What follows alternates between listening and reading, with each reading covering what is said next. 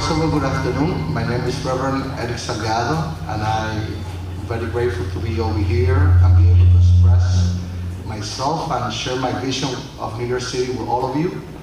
I'm a pastor over here in Bensonhurst, and we also have another church right over here, 3000 Coney Island Avenue. And when we talk about Sandy, I could talk about all the experience that we had working, especially in this neighborhood. Literally, we worked in this neighborhood for more than 3 months, bringing trucks, bringing all kinds of supply. My former place was at 144 Neptune Avenue. And I remember when every single day when we come to this neighborhood, no, it doesn't matter what ethnic the people belong to, we were sharing the food, bringing first aid, and trying to help the most vulnerable one. In fact, we shelter in my church, the other one that we have on West 7, more than 70 people because the current administration just failed the New Yorkers. The current administration failed us all by not doing the right thing.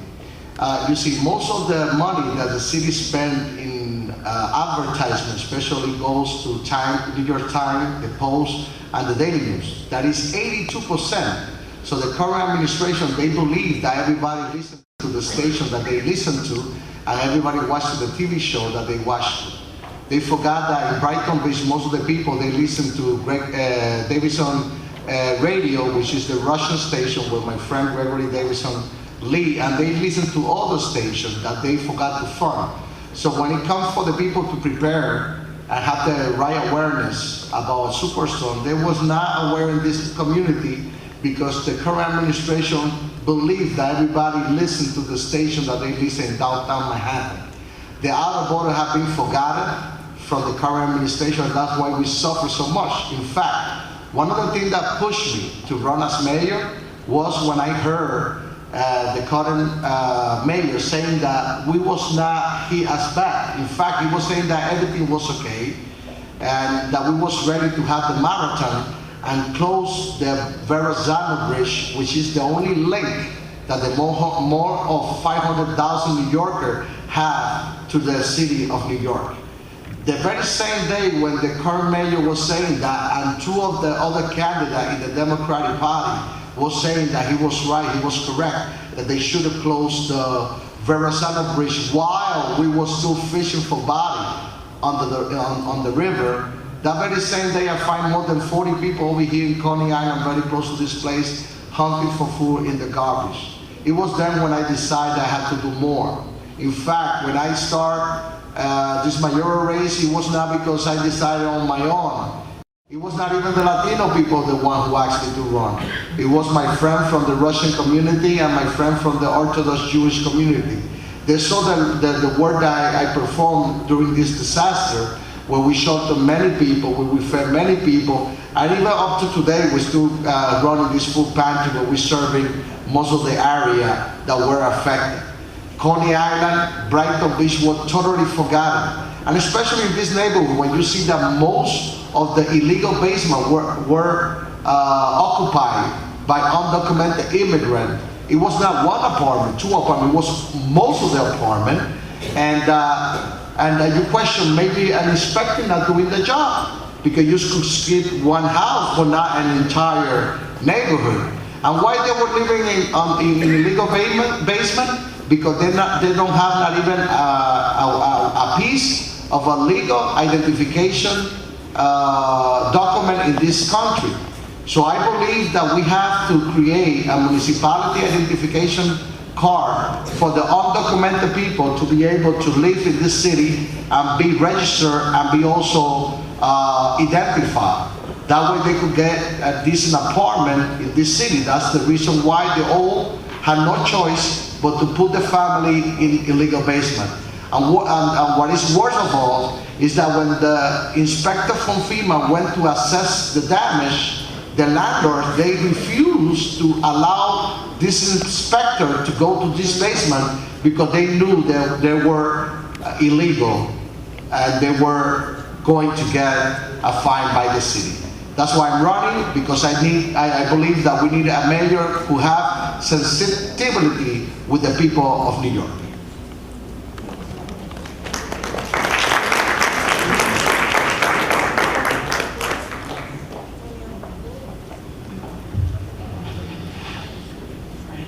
Thank you so much, Mr. Salgado. Thank you. So after Sandy, Mayor Bloomberg and the city created the Special Initiative for Rebuilding and Resiliency. Team members and experts and people from the administration and from outside the administration went to the affected areas of New York City, spoke with the community members, and they compiled a report that was released last month. And I wanted to know, first, you were familiar with the SIR report, and if so, if you were elected mayor, what specific initiative would you first support as mayor of New York City? First of all, what they do in assessing the damage of the houses and allowing people to basically patch up the houses and rebuild the same way it was before, it is a mistake. We just start another storm season, and many people believe that it's not going to happen again. It's going to happen again. But in a place like Puerto Rico or the Caribbean, we used to get 3 to 4 storms per year, but everybody was prepared. There was a plan. Right now, the city has no plan. And to allow the people to rebuild the same way they were before without supplying the right resources, it is a mistake, because it's going to happen again, and it could be worse. I am praying for that too, but the reality is that it's going to happen again. So we have to concentrate in stimulate the builder to actually come to our shores and building resilient to another superstorm. That way we're going to be ready for another superstorm. We're going to give them a tax incentive for them to build correctly and not patch up the current house, but they will have to provide 30% of those housing to affordable housing, especially for the Sandy victim. Many of the people are accepting the program from the current governor, where they basically are buying out the people, but they don't have a place to go. If they're going to buy their house, at least they should have an insurance that they're going to be able to buy an apartment in a nice building that is going to be resilient to another superstorm. Mr. Salgado, let me follow up on the question about building back more resiliently. The mayor's plan for community development block grants does provide some money for helping homeowners rebuild higher than the FEMA floodplains, the flood levels, 1 to 2 feet above the flood levels. But the mayor has said that the city is not getting enough money from the federal government to make sure all Sandy damaged homes get rebuilt above anticipated flood levels. So that is a mistake, because you cannot build small houses in the shore. They could be as high as you want to be, but when you have a superstorm like Sandy, these people are going to be affected. What, they're going to provide boats for them to leave the house when they get surrounded by water? The right way to do it, and this is very serious because they do it in Puerto Rico. If you notice in the Caribbean, what you have in the shore, big buildings. Why they are there? Because they are resilient to another superstorm. You cannot have a small house in the shore. So you should, well, this is my thought. We should build in places that are not occupied. I'm not looking to throw out nobody from the houses. And once we build, we have to ensure that 30% of those houses are for people who want to probably sell the house under the program with the governor and buy a nice apartment in the shore, in a place that is going to be secure for them in the case of another superstorm. Do you realistically think that there is enough vacant land? Yes, there is. Oh, yes, there is. There is enough vacant land, and we have to use it, especially in the shore. I'm gonna, by the end I finish fixing the city, the shore of New York City are gonna look as lovely as the shore of the Caribbean. Nobody has to go to Jamaica, Puerto Rico, or to any of these places. We could do it over here. If they did it over there, we could do it over here as well. It's going to be costly, but we could do it over here. The mayor and the governor's buyout plan? Not really. No, you cannot buy out and give these people without a choice to replace their own houses. Because when people get money, sometimes it's almost impossible to buy, but if we ensure that they're going to have affordable price to buy an apartment in the shore of New York City, that's the right way to go. Give them money, but give them a choice for them to buy in an affordable price. I'll read a question from the audience here. Realistically speaking, when will Rockaway Beach be adequately protected? When, you say? When? Well, first of all, we have to work with, first of all, they have been totally forgotten. You know, everybody knows the geographic of Far Rockaway, and you don't have to be a magician just to know how flat the land is, and how serious you have to be by protecting the shore.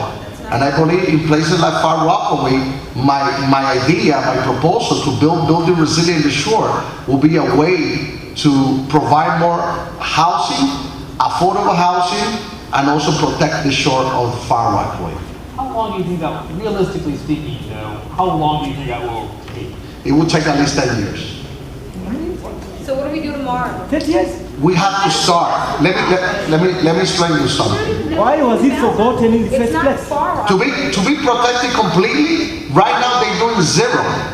With my plan, to be completely protected takes about 10 years. But you won't Yes, be in it- office for more than 4. excuse me? If you're in office. We have to start. We have.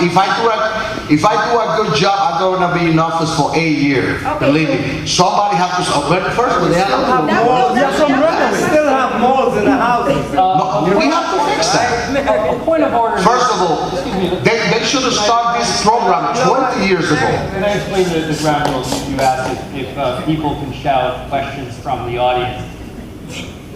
We are getting questions from the audience. In fact, the one I just read was from the audience. So please fill them out and hand them to people along the sides as opposed to shouting out and having your own dialogue. We want to keep this. But let me just answer something.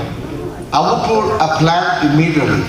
But the question that he asked me, when the shore of Far Rockaway are going to be completely protected.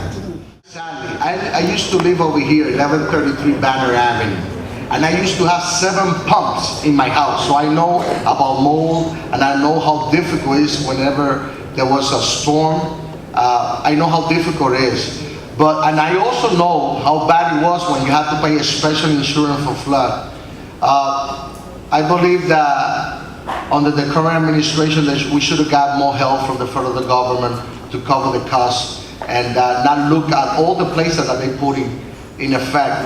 We lost more than 4 churches in this storm. Red Hook, Far Rockaway, we have a church in Far Rockaway, and many people were affected in Far Rockaway, and we provide a lot of help over there. We send our trucks almost every single day to the Far Rockaway, and I know how difficult it is, and I believe that we should seek for more federal funding to cover, to at least eliminate the cost of this flood insurance. That's my thought. Finally, you gave an interesting, provocative response, but I think in many ways realistic response for how long it really will take to give Rockaway as opposed to... And we lost 1 year already. That's my concern. How do we, or how would you as mayor actually make sure that 2 years down the line, 5 years down the line, when we get distracted by other civil crises, that long-term projects like this continue to be a priority for the next mayor? They have to be a priority because it's going to happen again and again and again.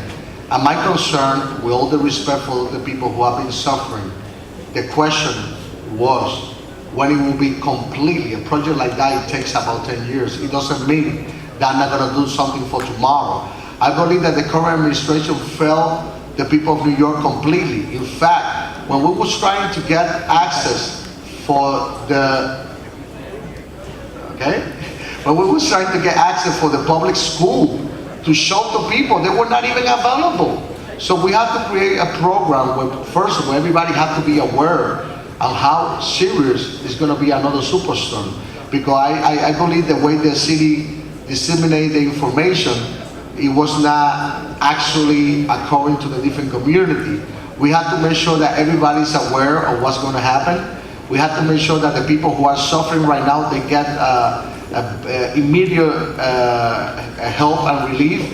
And also, at the same time, we have to work simultaneously to an intelligent plan in long term. Because when you try to get shortcut and resolve the problem probably for the next couple months, then you're gonna have the bigger problem 2 or 3 years down the road. So I want to help the people immediately, but I want to put a long-term program to be prepared every single year for a superstorm. Thank you very much, Mr. Salgado, candidate for mayor. Thank you.